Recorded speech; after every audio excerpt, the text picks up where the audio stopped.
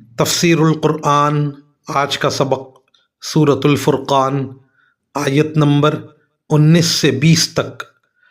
اعوذ باللہ من الشیطان الرجیم، بسم اللہ الرحمن الرحیم۔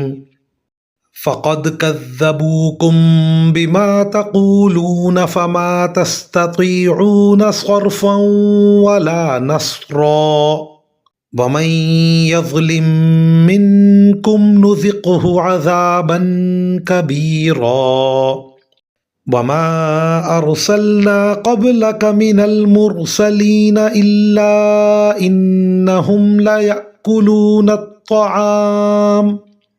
ليأكلون الطعام ويمشون في الأسواق وجعلنا بعضكم لبعض فتنة اتصبرون وکان ربک بصیرا۔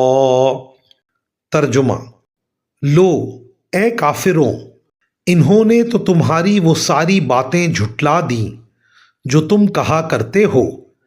اب نہ عذاب کو ٹالنا تمہارے بس میں ہے، نہ کوئی مدد حاصل کرنا، اور تم میں سے جو کوئی ظلم کا مرتکب ہے ہم اسے بڑے بھاری عذاب کا مزہ چکھائیں گے۔